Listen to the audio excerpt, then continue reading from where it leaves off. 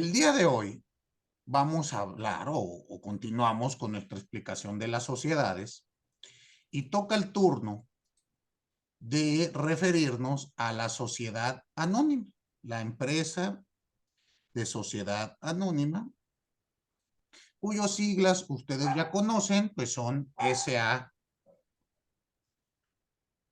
y ya después veremos las combinaciones que pueda haber. De momento, bueno, vamos a establecer que es sociedad anónima, SA, y como hemos venido refiriendo, se encuentra reglamentada en la Ley General de Sociedades Mercantiles. Por favor, abran su ley para, nada más para precisar a partir de qué artículo, si alguien lo encuentra. Edades mercantiles. Yo estoy abriendo mi norma, ustedes también, por favor. Y A partir del artículo 87. ok, a partir del artículo 87. Entonces ahí vamos a encontrar esta regla, bueno, todo lo referente con ella. Recuerden ustedes que el artículo primero de la Ley General de Sociedades Mercantiles nos establece cuáles son las sociedades mercantiles que tendremos de acuerdo a nuestra ley. ¿Queda claro? Y así, si ustedes son acuciosos y van directamente al artículo, van a encontrar que nos dice, serán sociedades mercantiles fracción primera, la sociedad de nombre colectivo, fracción segunda de comandita simple, fracción tercera de responsabilidad limitada, fracción cuarta, sociedad anónima, quinta, sociedad de comandita por acciones, sexta, sociedad cooperativa, y séptima, sociedad de acciones simplificadas. Como ustedes pueden ver, yo estoy siguiendo el orden establecido por la ley. Así los hemos venido explicando. ¿Sí lo recuerdan o no? Sí. Entonces, bueno, a veces omito decir el artículo porque pues como todo viene ahí, pues ya, pero para tenerlo todo en orden, me dijo usted entonces que inicia a partir del artículo 87. 87, capítulo 5, Ujú. artículo 87 de la ley de la materia, por precisión que quieran poner en su apunte. Muy bien. Ahora bien, hablemos un poquito de eso. Obviamente yo resumo todo el capítulo para nuestra sesión, ¿verdad? Porque si no, pues nos vamos a sentar a leer artículos y pues la verdad no vamos a avanzar nunca. Y reitero, a pesar de que hemos visto, pareciese ver demasiada información, si ustedes revisan, necesitamos todavía llegar a otros puntos importantes. Entonces, vamos a seguir con esto. Esta sociedad, primero que nada, veamos sus características.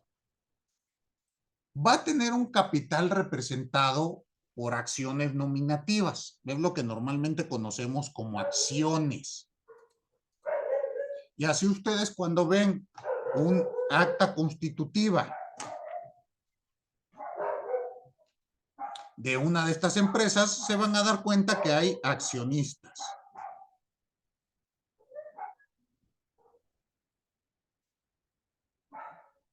¿Queda claro?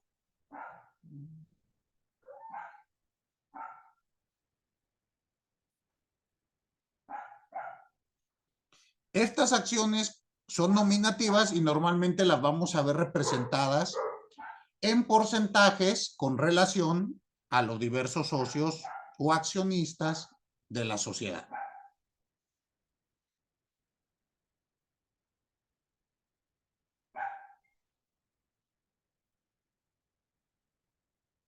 Ahora, veamos qué otra característica tiene.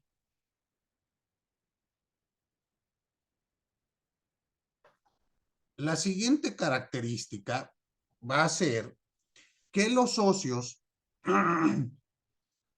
estarán obligados al pago de sus acciones, ya sea en efectivo o en especie. Y en este caso, la tendencia de la acción los acredita como socios. ¿Sí queda claro?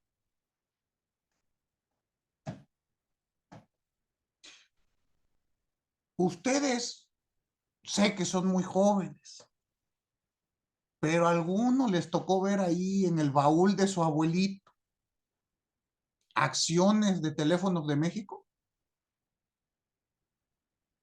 Nunca, nadie. Les digo que me hacen sentir viejo cada que platico con ustedes. Pero bueno, yo hace como un mes fui ¿dónde? En la Cuauhtémoc, creo. Ajá.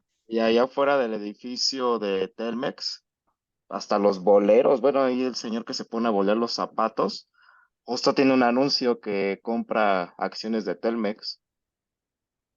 Justo. ¿Por qué? Pues porque este documento representa un valor del capital social de la empresa. Entonces, hay que verlo, ¿no? Bueno, si por ahí todavía viven sus abuelitos, pregúntenles, ellos sí se van a acordar de esto. Antes todos éramos accionistas de esta empresa. Muy bien. Entonces, bueno, es un ejemplo que me vino a la mente. Ahora, ¿cuál es el proceso de constitución? Aquí ustedes van a ver que este proceso es muy similar en todas las empresas y y consiste, bueno, como ustedes saben, en mínimo cuatro pasos fundamentales o cuatro etapas. En primer lugar, se va a tener una junta de socios para elaborar el proyecto de estatutos. También se va a requerir autorización de la Secretaría de Relaciones Exteriores. En los términos, perdóneme, de la Secretaría de Economía, perdón. Ya incluso, ay, ¿quién fue la señorita que la clase anterior nos estuvo ilustrando con ello? Que trabajó, hizo su servicio ahí. No la veo o no la identifico en este momento. Pero bueno, ya nos platicaron y nos dieron algunos tips para para que sean aprobados estas consideraciones. Muy bien, entonces tómenlos en cuenta. Después, tiene que existir una protocolización ante el notario público. Es indispensable que esto sea protocolizado por un notario, es decir, que dé fe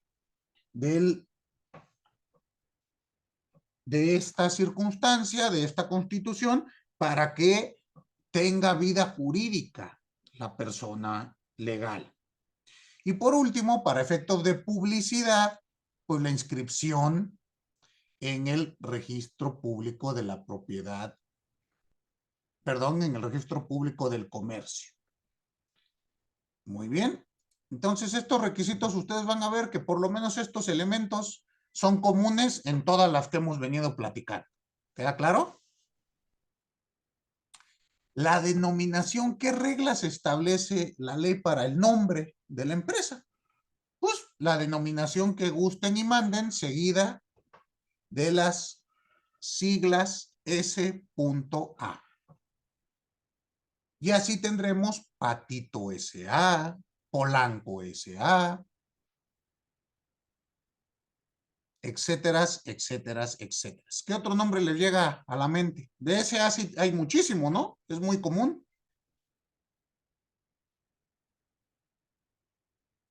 ¿Cómo qué les llega?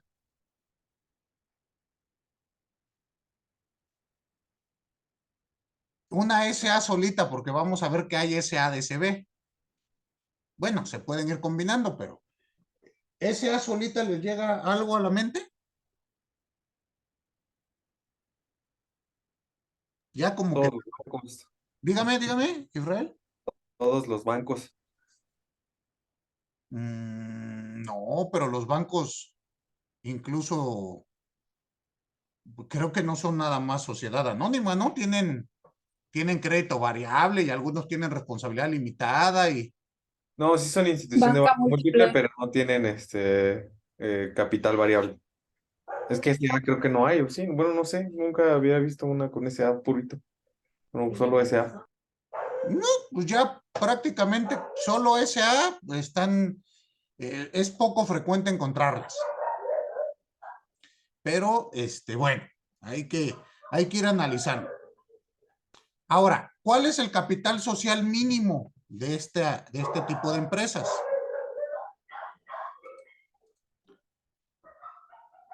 El capital mínimo serán 50,000 pesos. ¿Sale? Y esto creo que, bueno, la mayoría de nosotros así lo ubica, ¿no? Porque pues sabemos que para constituir una empresa, una sociedad anónima, pues normalmente con 50,000 pesos es suficiente. Aquí cabe hacer la pregunta si es necesario actualizar esta cantidad o no. Pero ahí, profesor, creo que ya no hay un capital mínimo, ¿no? ¿Ya no? Pues yo Es indeterminado. ya Sí, correcto. Sí, yo determinado. también tengo entendido lo mismo, es indeterminado. A ver. Vamos a la ley. Mm, mm, mm, mm, mm. Déjenme checar.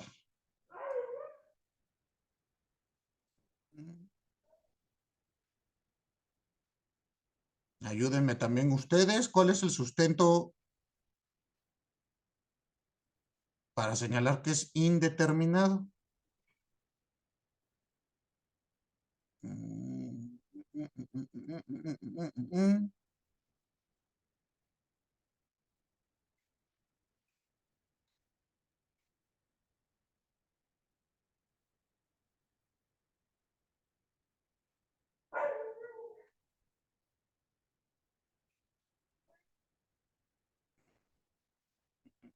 ¿Alguien ya lo encontró?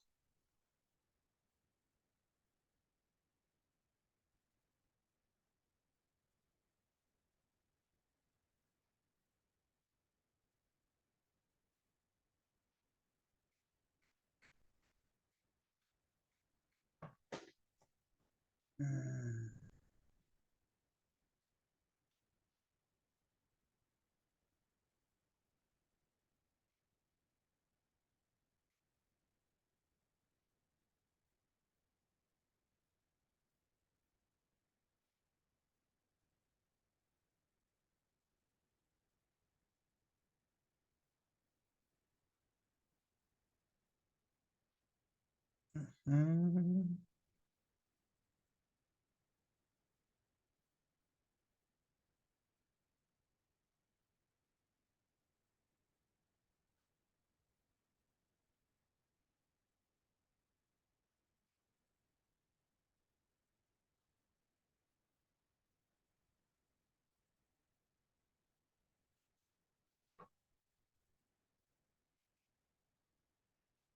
Tal vez al artículo 89.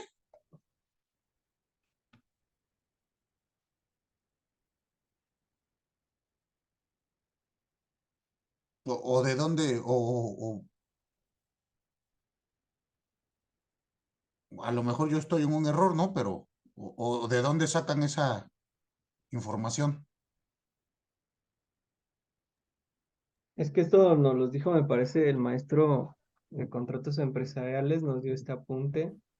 Es el maestro Juan Manuel Romero Martínez. Estaba buscando su apunte si venía el fundamento, pero no viene ahí. Ah, no. Es que me parece que hace poco hubo una reforma justamente en donde quitaron Posiblemente, por eso todos los capitales mínimos. tal vez yo estoy en un error, ¿no? Pero, pues, Ay, yo tengo la reforma. Fue el 1 de enero del 2012. Se eliminó el monto mínimo para SA de 50,000 pesos. pero ¿de qué artículo es? Perdóneme.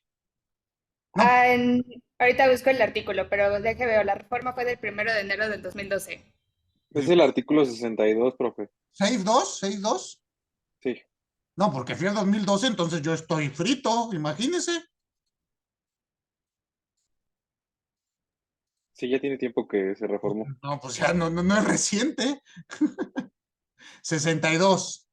El capital social será el que se establezca en el contrato social. Se dividirá en partes sociales, las cuales podrán ser de valor y categoría desiguales, pero que en todo caso será un múltiplo de un peso.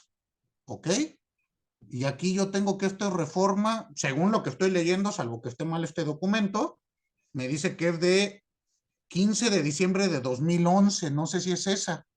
Pero aquí está hablando de la sociedad de responsabilidad limitada, ¿no?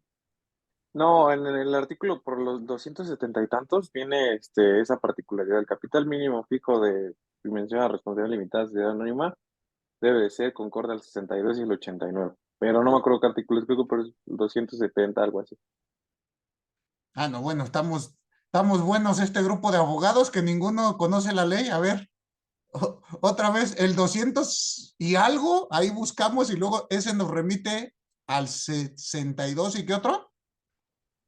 Es el artículo 217 que Ah, establece que en la sociedad anónima, en la de responsabilidad limitada y en la comandita por acciones se indicará un capital mínimo que no podrá ser inferior al que fijen los artículos 62 y 89. a ver, En 60 las sociedades, ajá, y 89, espérame. en 62 y 89.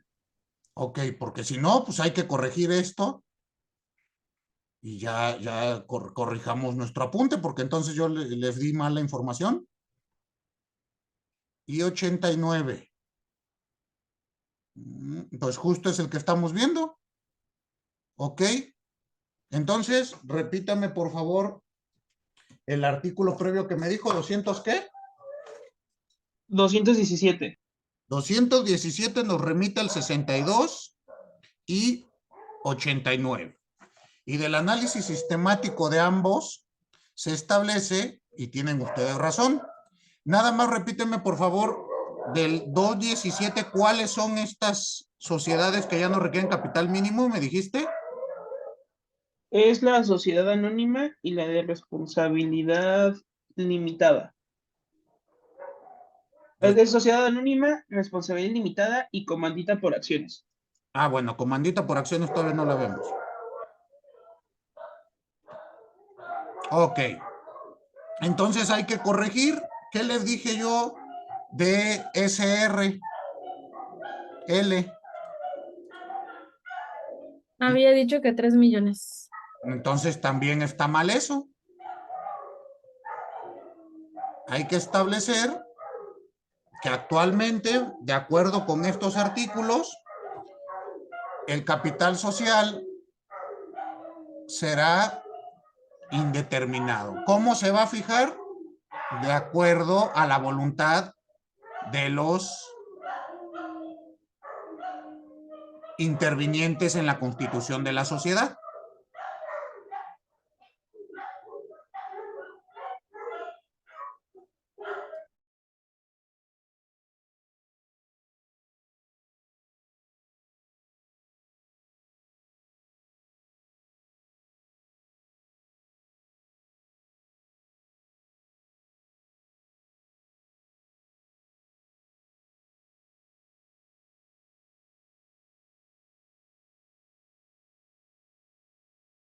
Muy bien.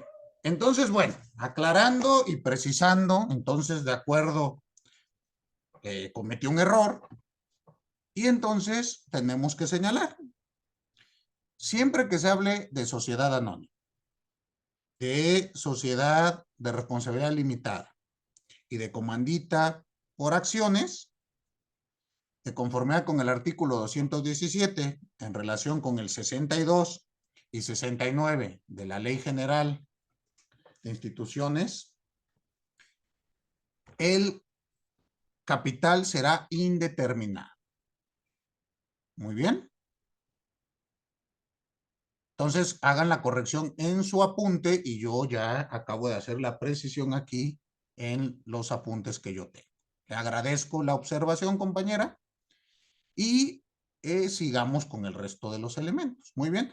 Ahora, aquí hay que ir viendo estas circunstancias. Bueno, entonces veamos las garantías, ¿no? Recuerden, vamos a tener un capital social y debemos de tener nuestras reservas que van a fungir, ya vimos, para garantizar posibles incumplimientos. En este caso, bueno, se aplica la regla general, que es el 5% de las utilidades anuales hasta rendir un 20% de este capital social.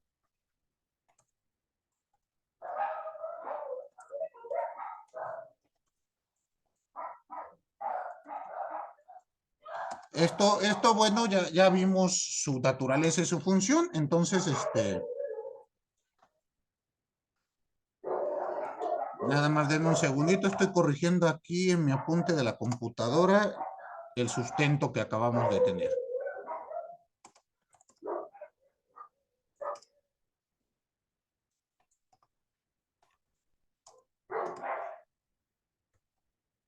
Perfecto, ya quedó.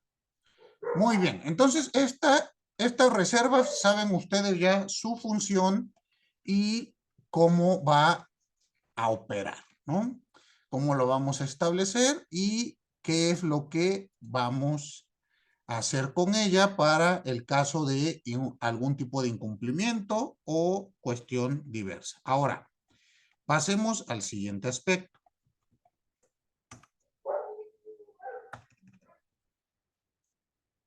El número de socios.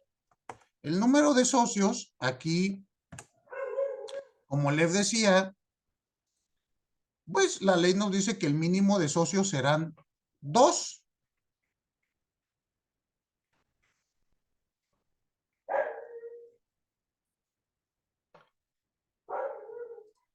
Y el máximo se encuentra ilimitado. ¿Cuántos habrá? Pues los que decida tener la sociedad, pero mínimo 2. Y se acuerdan lo que platicábamos nuestra sesión anterior con relación a esta persona moral que se había quedado con uno solo y si era viable o no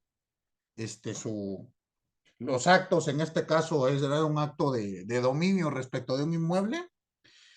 Pues a mí me parece que no. Al dictamen que yo llegué, reitero, puede estar en un error, pero pues para mí, para que tenga existencia la sociedad en cuestión, pues debe de tener más de un sujeto.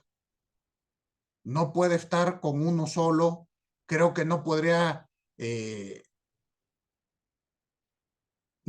siquiera, bueno, no podría hacer asambleas, no podría tener consejo de vigilancia y el acta constitutiva en específico que yo revisé establecía que el máximo órgano de decisión de esa sociedad sería un consejo de administración.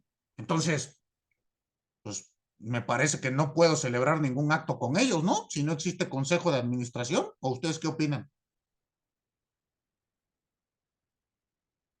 Tendrían que modificar los estatutos, no sé, pero mientras así como está, me parece que no sería viable. Por lo tanto, el dictamen que yo emití fue en ese sentido, de que así, pues, no, jurídicamente esta persona moral, pues, no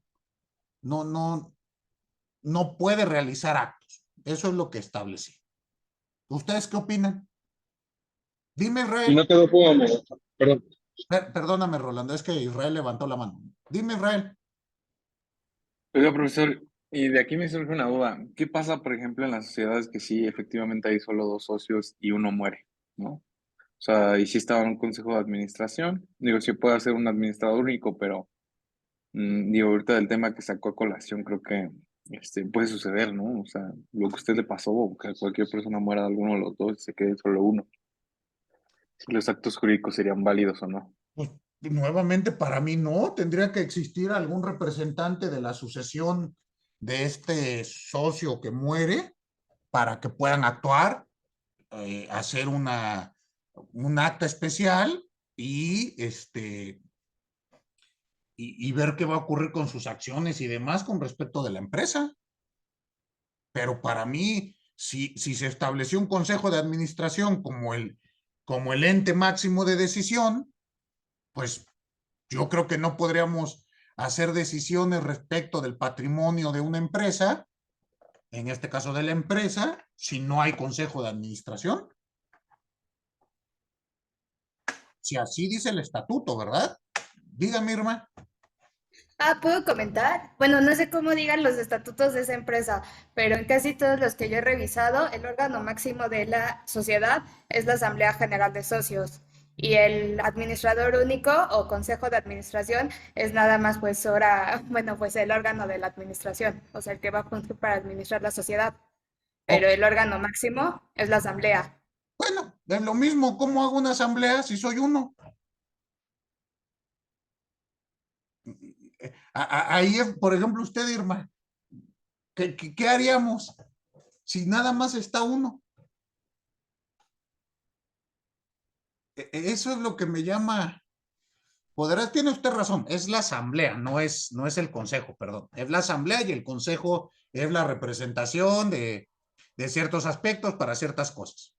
Pero el Bueno, es que no sé, perdón, No, no sé si la ley general en la disolución está la muerte, como una de las causales de disolución de la sociedad, está la muerte de uno de los socios. La verdad lo desconozco, pero pues se haría mediante convocatoria. Convoca, primera convocatoria, no hay instalación, segunda convocatoria con la que se encuentre. Pero voy a lo mismo. O sea, Bueno, eso sí lo entiendo. En el plano de yo convoco y no llega, pues está muerto, no va a llegar. Sería muy raro. Es más, si llega, nos espantamos y nos salimos todos. Pero jurídicamente, porque aquí mi empresa, bueno, no mi empresa, la que estoy asesorando, quiere comprar respecto de ese bien. Y te dice este fulano, pues sí, yo soy el mero mero, pero el bien en el registro público de la propiedad del comercio está a nombre de la persona moral. bueno, pero también Sí puede está vender una en, persona. sí está en el También puede 220. vender una persona que nada más tenga el poder para dominio o administración, dependiendo del giro de la empresa. Pero ese poder se lo tendría que haber otorgado El acto constitutivo o cualquier apoderado con facultad para otorgar poderes. exactamente. En este caso, pues no tenemos esa circunstancia. O sea, el tema es que aquí, como les decía yo, llega un fulano, se agrega como socio y los otros dicen, yo ya me salgo y queda él solo. Y no le designaron poderes, no le designaron administración, no le designaron nada. O sea, pero pensemos, aquí como usted dice, pues eso está muy sencillo porque es un acto de dominio, con un poder nos lo aventamos. Habrá que ver si ese poder es válido o no. Pero vayamos más lejos, ¿no? Si tuviera que realizar más actos esta empresa, no sé, reitero, yo emití mi dictamen en ese sentido porque dije, a mí no me deja cómodo. No quiero arriesgarme mañana a una nulidad, a un pleito, a algo. En lugar de un activo, tengo un pleito de 5 años para escriturar.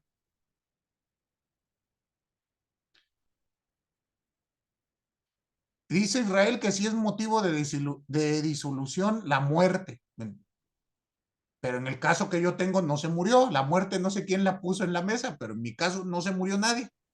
No es muerte, es por la cantidad de socios, como comentaba esta Irma. Perdóneme. Porque disminuya, porque no tenga el mínimo de 2, se disuelve. Sí. Más a mi ¿Y favor. no cambió para sociedades con acciones simplificadas pronto? Mándeme. ¿No cambió a régimen de sociedades por acciones simplificadas? Perdón por el ruido. No, sigue, no cambiaron nada su régimen. fue un acto extraordinario donde llegó y se fueron 2. No cambiaron régimen, no cambiaron estatutos, no cambiaron nada. Por eso les digo que a mí me brincaba. Ya ven que en la clase anterior platicamos esto, que me había... Oiga, profesor, pero está rarísimo, ¿no? Porque desde 2018 se tienen que protocolizar las actas extraordinarias. O sea, todas las extraordinarias se protocolizan desde 2018. O sea, que un fedatario se haya prestado para eso está cañón, ¿no? Sí, uy, no, imagínate que en México alguien viole la ley, no, nunca, es cañoncísimo, pero en este caso ocurrió. Sorprendentemente un notario hizo eso. Pero así es. A mí me llega y eso que hacen los notarios me llegan eso y 20,000 más, ¿eh? Por eso les digo que a veces sufrimos mucho en tema empresarial. Daniel, perdón, no te he dado la palabra, dime. Sí, no hay cuidado, maestro. Yo creo que suena lógico lo que usted menciona, que en caso de que ya no esté, bueno, lo preguntaba el compañero Israel, que en caso de que muera uno de los socios, pues la sucesión o quien represente esta sucesión puede comparecer para que sean válidos los actos. De hecho, el artículo 32 dice en el contrato social podrán pactarse que a la muerte de cualquiera de los socios continúe la sociedad con sus herederos. No sé si esta situación tendría que estar previamente pactada para que realmente surtan efectos jurídicos lo que se realice en esa sesión. Ahora, aquí me parece interesante esto, ¿no? Ya que trajeron a colación el artículo 229, fracción cuarta, la disolución pues, requiere declaratoria, ¿no? No es automática. Sí, justo que esa es la parte interesante, ¿no? O sea, cómo sería todo el proceso per se. Porque aquí sigue haciendo actos. Entonces, Alicia, dígame. Sí, correcto. De hecho, ahí mi compañero tenía razón, porque justamente estaba viendo el artículo 229 de la disolución, en donde dice las sociedades se disuelven porque el número de accionistas llegue a ser inferior al mínimo que establece la ley, o porque la parte de interés se reúne en una sola persona. Entonces ahí justamente nos está dando como el fundamento, ¿no? Pero viene aquí el tema. ¿Y esto es automático? No, se tiene que seguir justamente el proceso de disolución, que yo creo que es como justamente el proceso que se está llevando, que debería de estarse llevando a cabo, ¿no? Pero en este caso él dice, yo no quiero disolver, al revés, yo quiero seguir actuando. A mí me parece que estaría viciado de nulidad el acto. Por eso, el dictamen que yo emití fue, ¿saben qué? Mejor no. Suena bonito, suena interesante, tal vez pueda producir mucho dinero en un futuro o tal vez muchos dolores de cabeza. Entonces, y como es un inmueble en el Estado de México y demás, les digo, como que no me convence la protocolización, ¿dónde estás, Israel? La hicieron en el Estado de México, en Ecatepec. No, pues no. No, yo no me atrevo a decir si son más o menos corruptos que los de la Ciudad de México, pero ahí está protocolizado y todo. El notario les debiese de decir, oiga, pues no puedo señalar. Bueno, pues, pero a lo mejor él dice, pues yo protocolizo lo que tú me des, ¿no? Pues es tu boleto, yo no soy asesor. El Si fuera notario, de la Ciudad de México se la creería que no, pero del Estado de México sí, lo que sea. que no. Que quizás no se aventaría el pato de que le hagan una nulidad de un instrumento, pero los del Estado de México sí se prestan a lo que sea. Pues reitero, habrá que analizar aquí el tema, pero voy a lo mismo. ¿A poco el notario está obligado a asesorar estas cuestiones a los miembros de una sociedad? ¿Que no él nada más tiene que protocolizar, certificar lo que ustedes hagan? Pues según yo en la ley del notariado, sí aparece como que tienen que dar asesoría, si están obligados tanto de sus funciones. Por eso, Según yo también tienen que emitir ti- sus actos dentro de la legalidad. por eso tienen Pero- que dar asesoría dependiendo del acto. En este caso, él nada más está fungiendo como fedatario y el propio Código Federal de Procedimientos Civiles establece, y el local también lo señala, que los actos y manifestaciones realizadas ante fedatario público únicamente hacen prueba de que ante él se dijeron, no de la veracidad o validez de las mismas. O sea, él conforme a la ley está obligado a decirte, oye, no puedes hacer tal circunstancia con tu empresa. Me parece que no, En una fe de hechos, yo creo que sí, ¿no? Pero como tal, si ya están protocolizando un acta, sí deberían pero de decir que no. ¿a poco su responsabilidad porque él nada más protocoliza? ¿A poco él se tiene que enfrentar a revisar el fondo del acta? Yo creo que sí, Bueno, profesor. sí, Bueno, o sea, pero no sé si en todos los casos, pero por ejemplo en el caso de los estatutos de, no sé, de cualquier cosa que diga caja de ahorro financiera, cosas así, Ujú. sí hay delitos contra los notarios por hacer este tipo de estructuras en las leyes financieras. Pero no sé, obviamente lo que preguntas directamente si en todas las escrituras debería de revisar la legalidad, ¿no? ¿Quién sabe? Exacto, porque ahí me está poniendo un supuesto distinto y propiamente porque hablamos de contribuciones, ¿no? Sí, de derecho financiero, como entidades financieras, NBB y eso. Exacto, tiene una responsabilidad social. Y ahí la víctima del ilícito, ¿quién es? La sociedad misma, ¿no? El sistema financiero. Sí, pero sí hay delitos contra los notarios por ejemplo, escriturar así, ese tipo de actas, ¿no? No sé Yo- si este tipo de actas, así como lo estoy diciendo, no sé. no, digo, esa que menciona, no sé. De la que yo le comento, sí, Ah, sí, ¿no? pero repito, en ese tipo de actas, la víctima resulta ser la sociedad misma. Tiene una razón. Pero Ese, profesor, el tema financiero no, o sea, es distinto a lo fiscal. Entonces, justo en el financiero, pues no se afecta a la sociedad misma, sí, o sea, se afecta a una persona, pero no, o sea, no tiene que ver con el tema de contribuciones. no, bueno, depende qué aspecto financiero, pero bueno, puede tener directa e indirectamente. Recordemos, bueno, si nos vamos a meter tema de delito, ahí podemos ir platicando un ratillo. Pero aquí a lo que voy es, esta en particular, la que estoy platicando yo, habrá responsabilidad. Y esto, bueno, yo entiendo que es fuera de nuestra materia, pero salió a colación. Irma, dígame.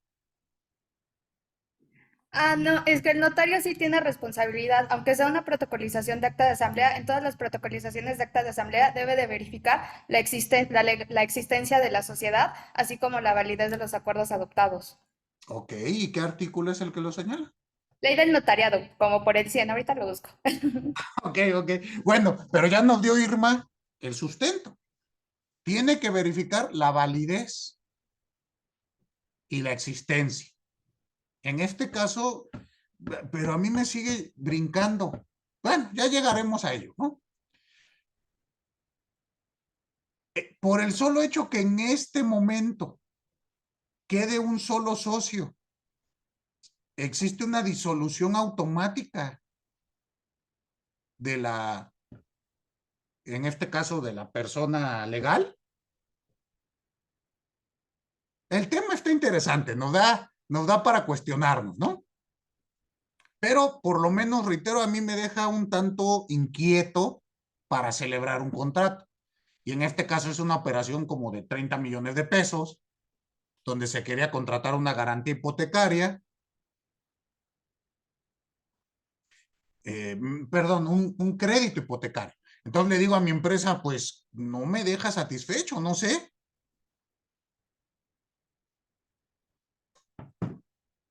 Pero bueno, habrá que analizarlo.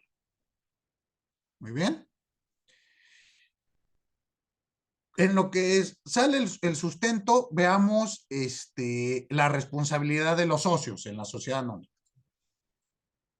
Perdóname, Luisa, dígame. Sí, perdón, profe. No, Eh, bueno, de lo que comentaba, yo creo que automáticamente sí se debería de dar por disuelta, solo que no se ha llevado como el proceso debido, pero yo digo que sí se disuelve por el simple hecho de que ya no es conforme a la ley. O sea, la sociedad ya no tiene los socios que se requiere. Entonces siento que ya es contra la, o sea, ya no va junto con la legislación aplicable. Pero mi pregunta es, ¿será automático o estarán heridos de nulidad sus actos? Esa es mi duda. Y los accionistas que se salieron, ¿sí se dieron por pagados? ¿Sí? Pues en teoría en automático solamente sería la de la fracción primera del artículo 29, que es por la falta de término, si lo establece el artículo 232. Y en las demás sí dice que en los demás casos, comprobada por la sociedad la existencia de causas de disolución, la causa de disolución se inscribirá de manera inmediata en el registro público de comercio. Pero requiere entonces una protocolización, ¿no? Y lo que usted revisó no es un acta, no es una protocolización, ni siquiera se hizo ninguna inscripción ante registro. De esta que les estoy diciendo, no. Ajá. No lo trae. En esta en particular, si quieren se las mando al chat para que... ¿Y es un acta ordinaria, extraordinaria? Extraordinaria. Ah, Caracas. Sí tiene que escribir, ¿no? Pues según yo, pero Sí. esto no trae nada. Por eso les digo que me den seguimiento. ¿Qué artículo me No, dice? pues no. Oscar, ¿me repites el artículo que acabas de decir? Es el 232 de la Ley General, Pero lo referiste con otro, ¿no? con el 229, que son las causas de Ya. disolución. Entonces, bueno, pues tienen, no sé, este en particular, este casito, pues les digo, a mí me generó todas estas inquietudes, entonces, pues, yo lo emití de este modo. No sé si estoy bien o estoy mal, pero por lo menos eso me da tranquilidad a mí en el campo de lo jurídico, para mañana no tener que estar peleándome y son 30 millones de pesos. ¿Están de acuerdo? Entonces, bueno, pues, así les tocará a ustedes emitir también sus dictámenes, sus decisiones. Ya nos mandó Irma, muchas gracias. Es el artículo 103, fracción octava de la Ley del Notariado para la Ciudad de México. ¿Le puede dar lectura nada más para que aclaremos esta circunstancia y ya veamos entonces si el notario en este caso incurrió en algún tipo de responsabilidad, aunque en mi caso es del Estado de México, ¿no? Pero algo similar debe de decir la del Estado de México.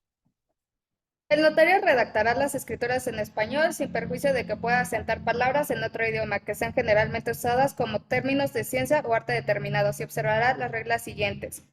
Acción 8.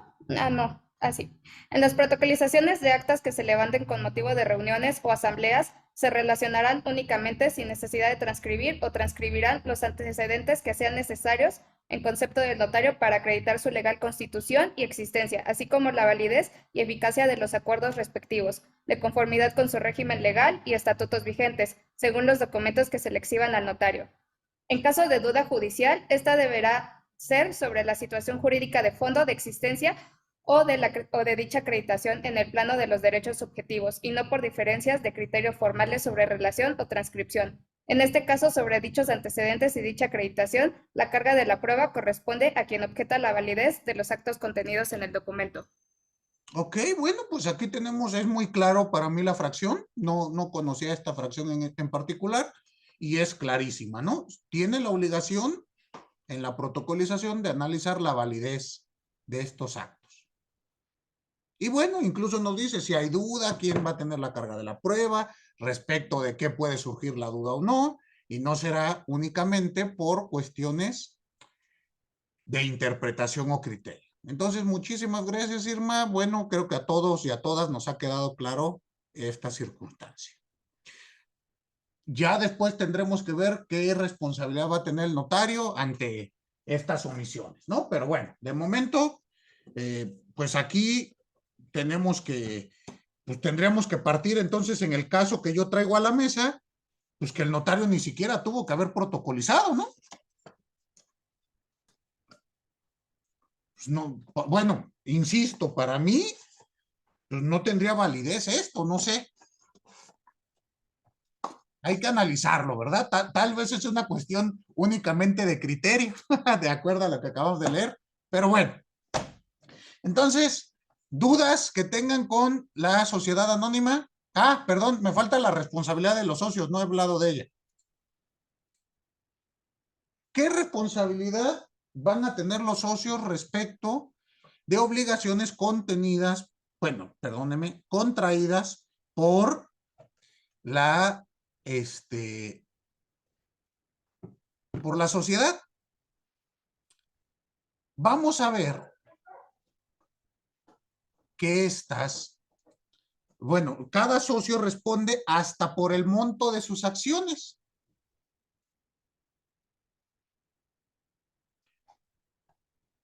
Es decir, por el porcentaje que tenga representado por medio de acciones.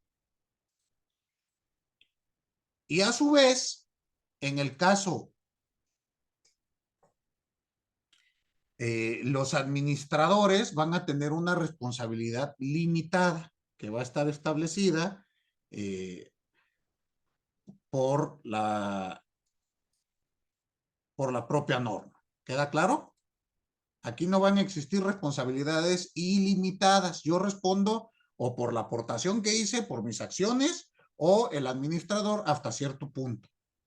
De ahí en fuera, hay que cobrarse con el patrimonio de la sociedad anónima. ¿Queda claro? Y ahora, los accionistas van a tener una responsabilidad subsidiaria.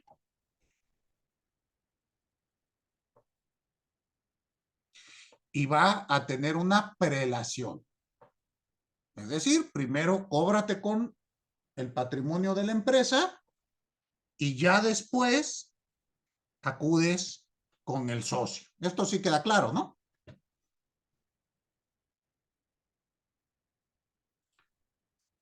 Muy bien. Entonces, chequemos eso.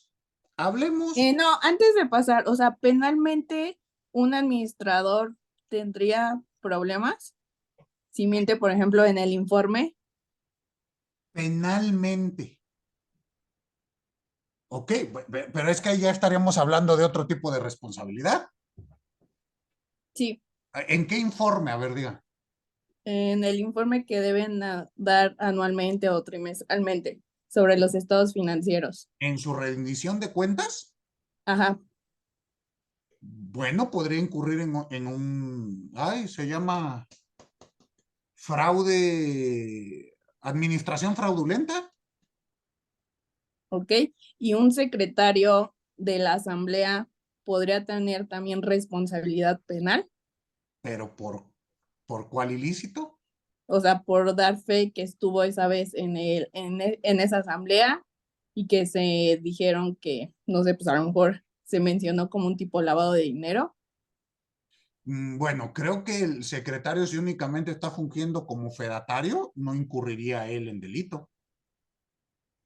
Ok. En ese caso, pero bueno, nos estamos al campo de lo penal. Ustedes saben que a mí el penal me encanta y ahí podemos platicar muchísimo, pero aquí de la responsabilidad que yo hablo es meramente patrimonial. ¿Estamos?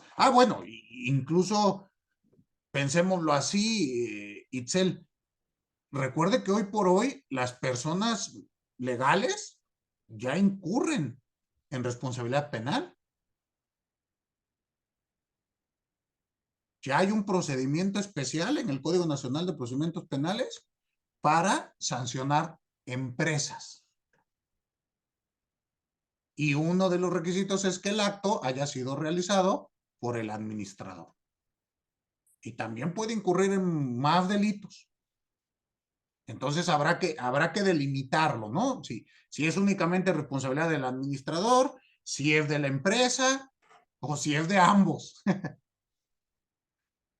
Muy bien. Perfectísimo. Bueno, ¿alguna otra duda? Sí, profe, yo respecto a la responsabilidad de los administradores, dijo responsabilidad limitada o ilimitada, no escuché. Limitada. Limitada, gracias. No, perdóneme, ilimitada. Ah, ilimitada. Gracias. Su responsabilidad es ilimitada en virtud del grado de responsabilidad que va a tener con relación a los actos que puede realizar, porque como nos decía Itzel, bueno, a veces el administrador pues hace 1000 cosas y nos puede poner en muchos percances. ¿Qué caso le llegó a la mente, compañera, o por qué lo trajo a colación? ¿Qué vio que hizo un administrador? No, solamente pregunta, Ah, ok, no le tocó ver. porque dije, ¿qué tal si en algún momento sé de alguien que lo nombran como administrador? O sea, hasta penalmente, ¿qué responsabilidad llegaría? Ok, bueno, ¿esto cuál va a ser el sustento que tendremos de estas circunstancias? Por favor, abran su artículo, bueno, la ley de la materia, artículo 7, último párrafo, para establecer por qué digo esto, ¿verdad? ¿Quién me ayuda a darle lectura?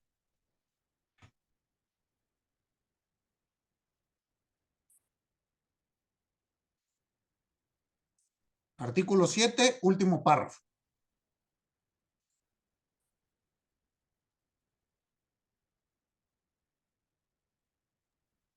Es las personas que celebren operaciones a nombre de la sociedad antes del registro de la escritura constitutiva contraerán frente a terceros responsabilidad ilimitada y solidaria por dichas operaciones. Ok. En este caso, un administrador, cuando realice actos con terceros, su responsabilidad será ilimitada y solidaria. En relación con este mismo tema de la responsabilidad, ayúdeme a alguien dándole lectura al artículo 26, que esto es importante. ¿Por qué? Porque este tipo de responsabilidad es establecida por ley. Entonces, ayúdenme con el 26. Artículo 26. Las cláusulas del contrato de sociedad que supriman la responsabilidad ilimitada y solidaria de los socios no producirán efecto alguno legal con relación a terceros, pero los socios pueden estipular que la responsabilidad de alguno o alguno de ellos se limite a una porción o cuota determinada. Entonces, ¿qué nos dice aquí? Que aunque haya pacto entre los socios, entre los fundadores, pues esto no va a afectar a terceros. Ese pacto te sirve a ti. ¿Están de acuerdo? Pero para terceros tu responsabilidad va a seguir siendo ilimitada. Muy bien. Y ya por último, con este tema, alguien ayúdeme con el artículo 28.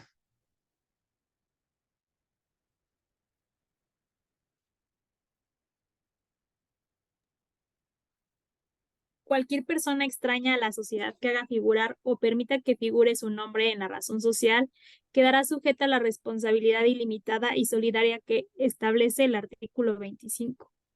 Entonces, aquí estamos viendo que por obligación legal va a existir esta responsabilidad. Incluso si yo dejo que utilicen mi nombre en una razón social. ¿Sí queda claro? Entonces, entendámoslo, esta responsabilidad es solidaria e ilimitada. ¿Quedó claro el sustento por la responsabilidad del administrador en este caso? Porque como, bueno, no sé a ustedes qué les pase, ¿no? Pero a mí luego me tocan de, yo quiero ser el administrador y se pelean hasta por ser el administrador, porque piensan que es un premio. Cuando yo digo que es un castigo, tienes que trabajar más, ¿no les parece? E incluso vas a ser responsable. Yo preferiría ser socio y vámonos. ¿Estamos? Muy bien. Bueno. Pasemos entonces ahora con la sociedad de comandita por acciones.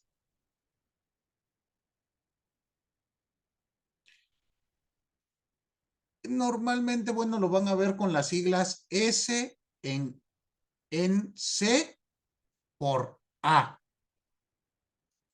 Estas, reitero, pues son raras. Y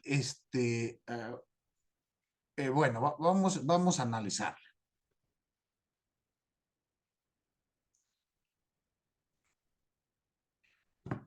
Primer característica. Vamos a establecer que está conformada por dos tipos de socios. Esto ya lo habíamos visto cuando hablamos de la comandita simple. Vamos a tener socios comanditados y socios comanditarios.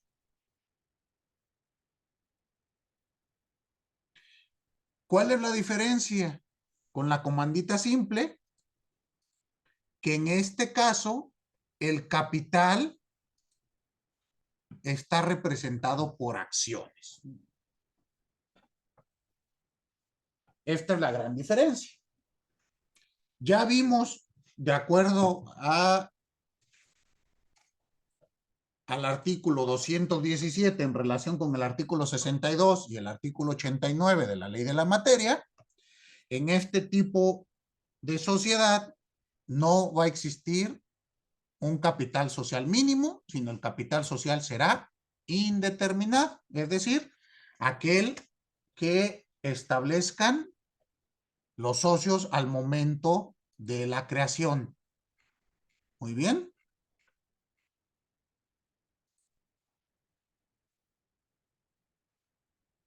Ahora, ¿qué otra característica vamos a encontrar?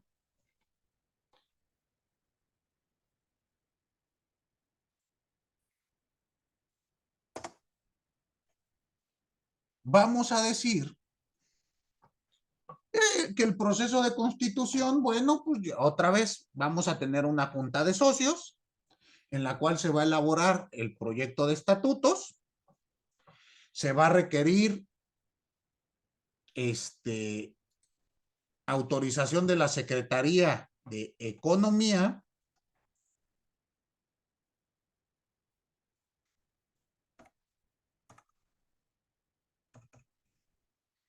y la protocolización del notario para dar validez a esta constitución, y así como la inscripción en el registro público de la propiedad y del comercio. Ustedes saben que esta cuestión del registro público pues tiene una naturaleza de información a terceros, de publicidad, para precisamente evitar cualquier desaguisado, cualquier duda con relación a nuestra sociedad.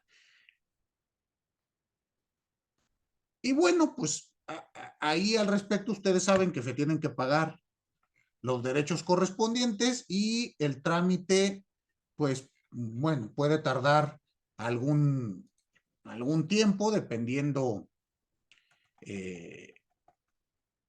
la entidad federativa para esta circunstancia. Muy bien, bueno, entonces esto creo que nos queda claro. Hablemos ahora de el siguiente factor.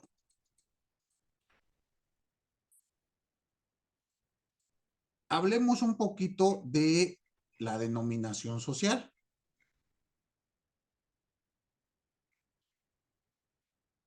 Esta denominación, vamos a encontrar que la razón social o denominación se va a establecer en primer lugar el nombre que el socio preste para la razón social. Seguido de las siglas que hemos indicado. Es decir, pensemos que yo soy el socio comanditado y entonces yo podré decir Polanco, que sirva para la razón social. ¿Sí queda claro? Y bueno, ya sabrán ustedes las responsabilidades que tendré si nada más presto o dejo que usen mi nombre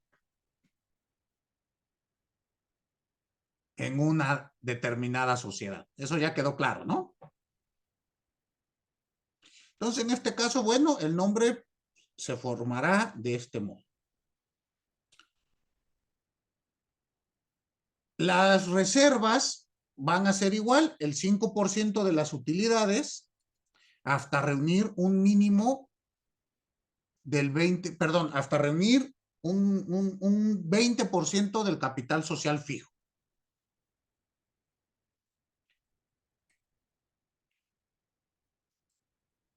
Y después veamos la responsabilidad de los socios. Aquí, al igual que la comandita simple, se va a dividir en dos. Bueno, cada tipo de socio tendrá una responsabilidad distinta. El socio,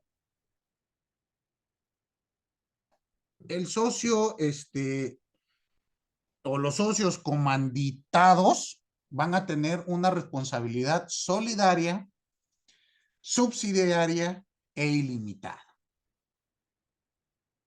Por otro lado, los comanditarios van a tener responsabilidad de acuerdo a sus aportaciones.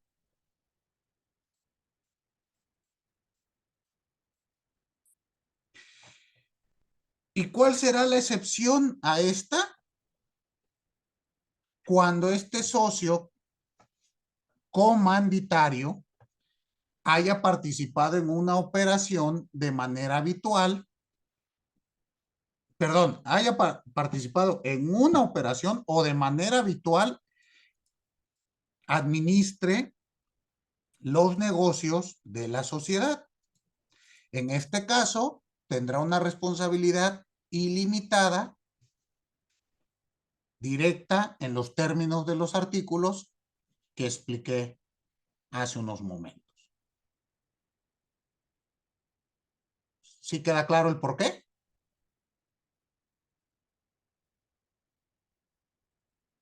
Por mandato expreso de la ley, ¿verdad?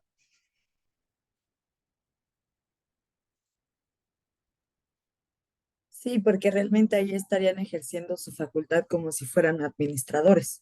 Y Exacto. como eso le corresponde a los comanditados, por eso estarían adquiriendo esa responsabilidad, ¿no? Exacto, la ley señala, pues está participando en operaciones con un tercero, de tal modo que te actúas con actos de administración, pues vas a tener una responsabilidad mayor. En este caso ilimitada y directa. Muy bien. Perfectísimo. ¿Alguna duda? Ninguna. Pues vamos a terminar nuestra clase el día de hoy aquí porque no da tiempo de explicar el siguiente tipo. Y nada más me recuerdan nuestra siguiente clase que vamos a hablar de la sociedad cooperativa y empezaremos hablando de ellas. ¿Sale? ¿Alguna duda? Todo en orden. Perfecto. Pues pasen una excelente noche, muy bonito inicio de semana y nos vemos por acá el día jueves. Hasta luego. Gracias, profesor. Gracias, hasta luego. Adiós. Gracias. Servirles.